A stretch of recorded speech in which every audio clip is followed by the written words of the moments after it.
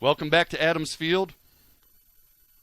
Warriors fall to Grand Valley 24-21. Joe Abramson along with Tony Ortiz. And Tony, Warriors made it exciting. They were down 21-7. We had talked how in the first half, at the end of the first half, they've got to come up with a big defensive stop to begin the second half, and they didn't. And they fell behind 21-7, and they still responded and got themselves a tie game. Which was important because this is a team that at first it looked like they're going to get blown out of this game, and then Grand Valley started to turn it on, and you thought at the end of the third quarter, when the third quarter first began, you thought, this is not going to be good, and then they responded. And that's the one thing you like, and you mentioned it with Coach Paul Winters. You like the way, after falling down 21-7, that they were able to respond. Deontay Nicholas, we talked to Coach Winters about it. You and I talked about it. Mm-hmm. Rod and I talked about it all season. Mm-hmm. He made the plays that created those touchdowns. And it is funny. He's like Dean Smith, the only guy that could keep Michael Jordan under 20 points. The only guy that stops Deontay Nicholas is Paul Winters. Right. Not getting him on the field. But how do you put him on the field? You've got Brown and Stinson. There's so many weapons out there. There's so much potential with this team. And you look at the way Deontay Nicholas played, and you think this is going to be a good future for this team. He is going to be a guy who is going to make plays.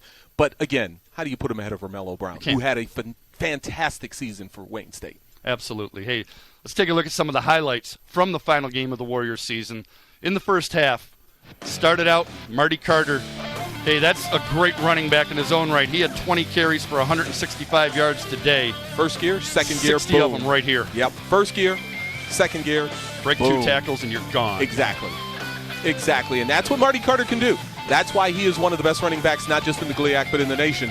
And you saw it right there on that 60-yard run.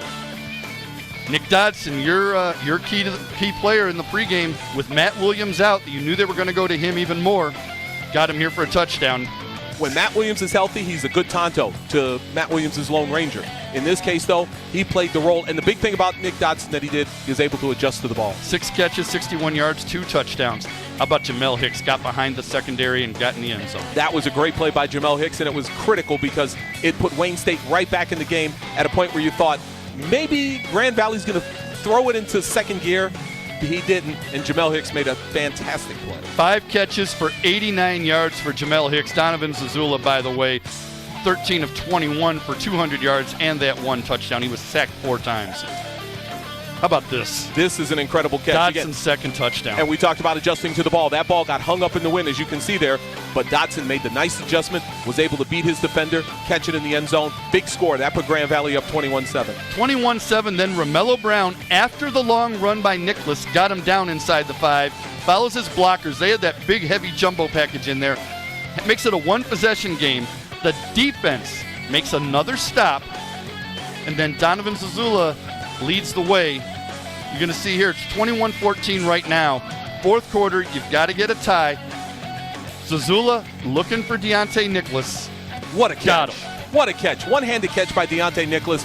Very good pass from Zazula, but that one-handed catch was awesome. This is 4th down, folks. This is 4th and goal. It's all or nothing, and Zazula, naked bootleg, gets it in there. By the way, let's go back to Deontay Nicholas for a second. Yeah.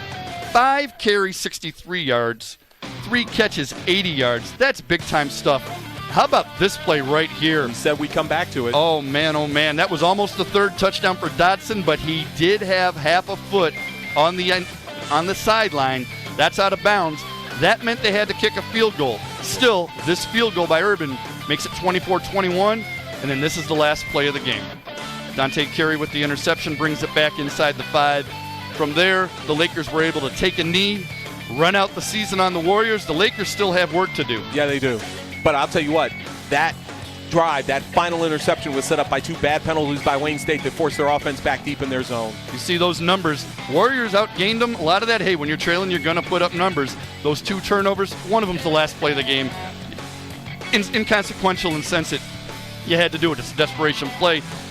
Warriors actually better on 3rd down than Grand Valley. And the Warriors, with Romello Brown, of course, they're going to hold the clock. The one key in all those stats that you look at right there is the fact that Wayne State was very diverse in their offense. They were able to pass the ball. They were able to run the ball. When they can do that, they're going to be able to beat and hang with any team in the nation. And they were able to do that with the number 2 team today. And Romello Brown finishes his final game of this season. He's back next year. Right. 31 carries for 123 yards. Again, we saw 2 of the best running backs in the nation today. And they both put on a show. Okay, yeah. And the Warriors, Coach Winters said it. They started out 7-1. They were ranked top 20, number 19. They got that high. Lost the last 3. That's the disappointing part. The exciting part is that there's so much talent that's coming back. They're losing some good players. Yes, they're they losing are. some very good players. But your quarterback's back. All your running backs are back. All your receivers except for Hicks are back. You're going to have to replace Broadbeck. You're going to have to replace a lot of that line. Nate Thieker's a tough guy to replace. But there's talent here, and you've got a coaching staff that has some continuity, too. The same guys are back all the time as far as the staff. There's something for them to build on here at Wayne State, which means the 2017 season could be even more exciting than the 2016 season was. Hey, Tony, thanks. It's been fun all year. For Tony It's been a Ortiz, blast. hey, for Rod Beard, who wasn't here today but was here the rest of the season, for Mike Johnson, our director, for all of the hardworking crew at Comcast, I'm Joe Abramson. Thanks for looking in all season. We'll see you next fall with more Warrior football.